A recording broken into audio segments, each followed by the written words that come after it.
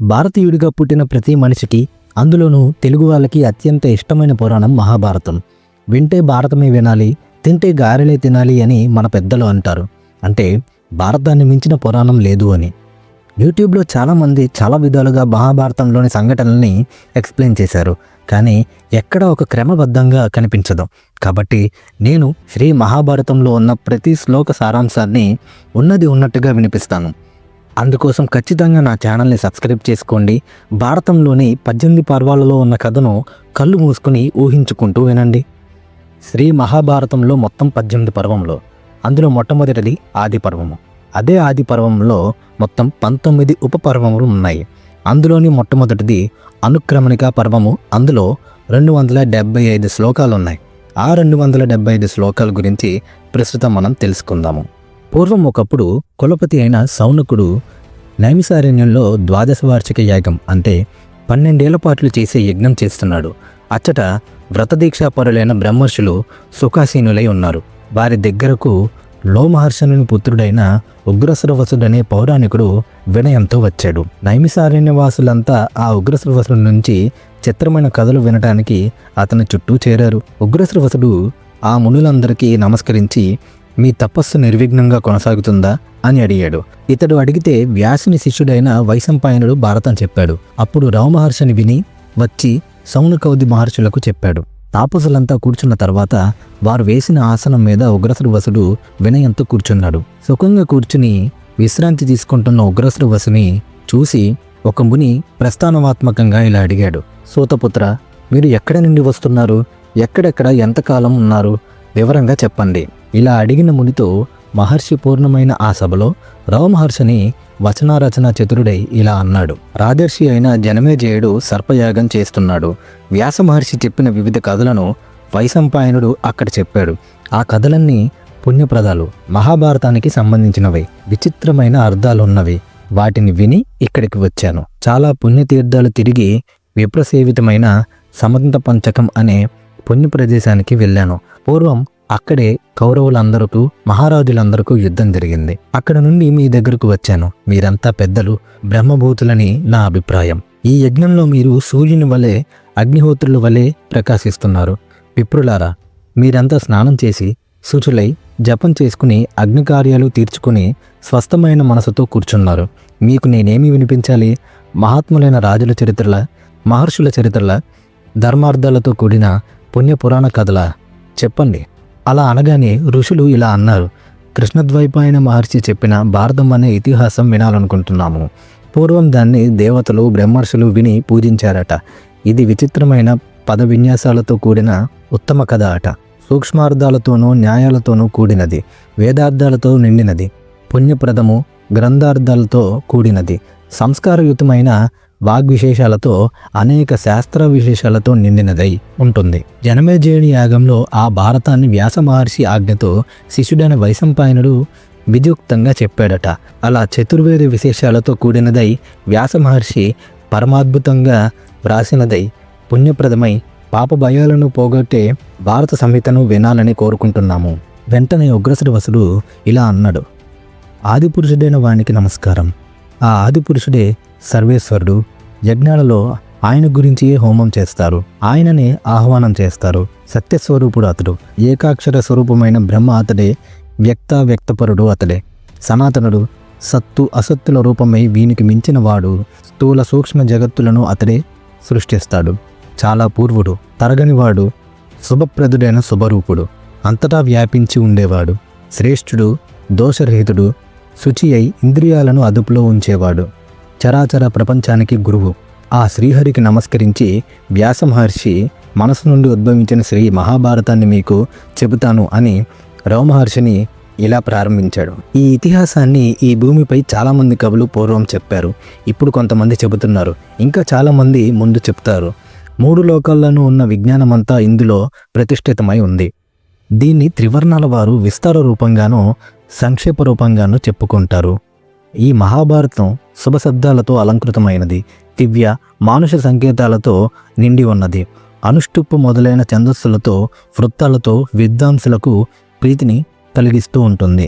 వ్యాస మహర్షి హిమత్పర్వత పాదంలో ఉన్న ఒక గుహలో దర్భాసనం మీద కూర్చున్నాడు. స్నానాధికంతో శరీరాన్ని పరిశుద్ధి చేసుకుని కూర్చున్నాడు.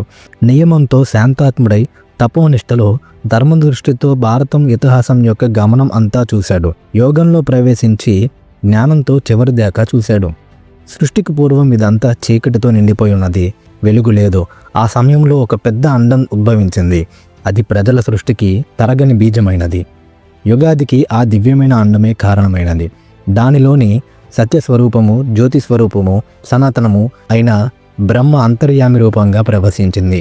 ఆ బ్రహ్మము అద్భుతమైనది, భావింపశక్యం కానిది, అంతటా సమత్వం పొందినది, అవ్యక్తము, సూక్ష్మము, కారణరూపము అయినది, సదసదాత్మకమైనది. దాని నుండియే హిరణ్యగర్భుడు పుట్టాడు. అతడు ప్రథమ దేహధారి, ప్రజాపాలకుడైన ప్రభువు. తరువాత త్రిగుణ ప్రధానులైన బ్రహ్మ, విష్ణువు, రుద్రుడు ఉద్భవించారు. తరువాత మనువు, ప్రజాపతి, పరమేష్టి, ప్రాచేతసుడు, దక్షుడు, దక్షపుత్రులు 7 పుట్టారు.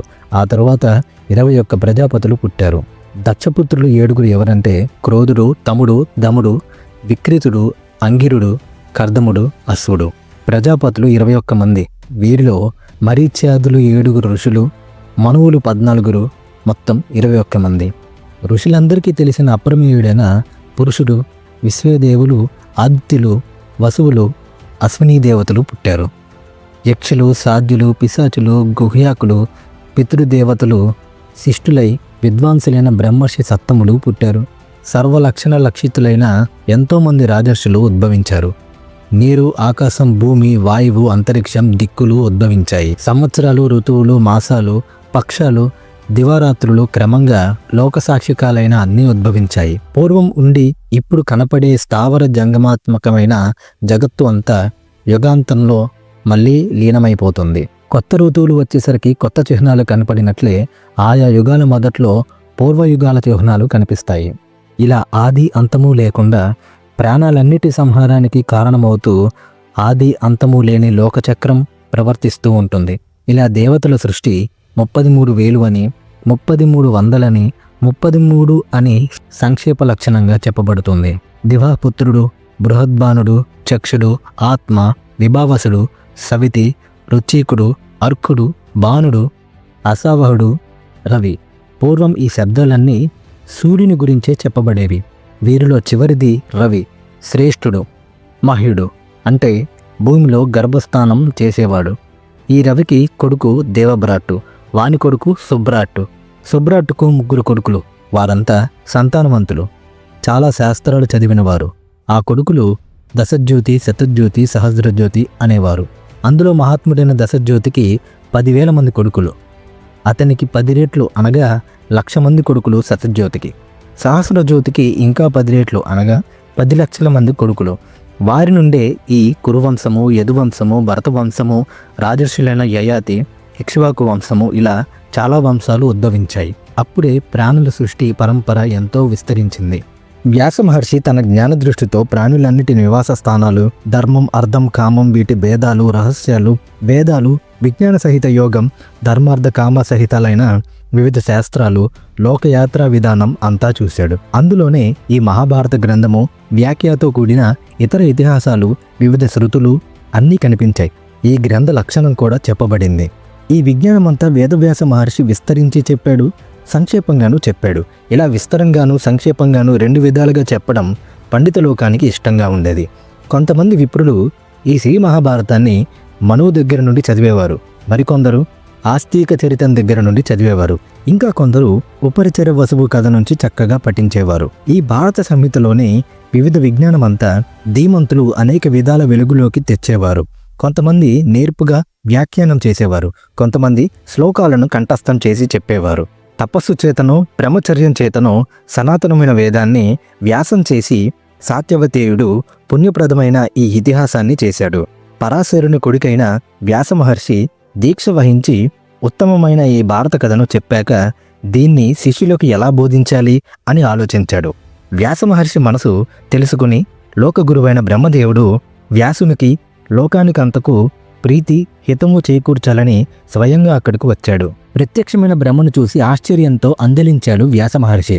వెంటనే మునులందరితో కలిసి పితామహునికి ఆసనం కల్పించాడు. ఆ ఉత్తమాసనం మీద కూర్చున్నాడు హిరణ్యగర్భుడు. అతనికి ప్రదక్షిణించి సమీపంలో కూర్చున్నాడు వ్యాస మహర్షి. పరమేశ్వరి అయిన బ్రహ్మ వ్యాస మహర్షిని అనుమతించాక సంతోషంతో ఆయనకి దగ్గరగా కూర్చున్నాడు వ్యాసుడు. మహాభారతంలో ఉన్న ప్రతి శ్లోకం యొక్క సారాంశాన్ని క్లియర్గా ప్రతి వీడియో 10 నుంచి 12 నిమిషాలు వచ్చేలాగా పెడుతున్నాను. అవి మిస్ అవ్వకూడదు అంటే ఖచ్చితంగా సబ్స్క్రైబ్ చేసుకుని నోటిఫికేషన్స్ ఆన్ చేసుకోండి. అలాగే మీతో పాటు మహాభారతాన్ని విని ఎన్నో గొప్ప విషయాలని అర్థం చేసుకోవాలి అనుకునే మీ ఫ్రెండ్స్ అండ్ ఫ్యామిలీకి కూడా మన వీడియో షేర్ చేయండి.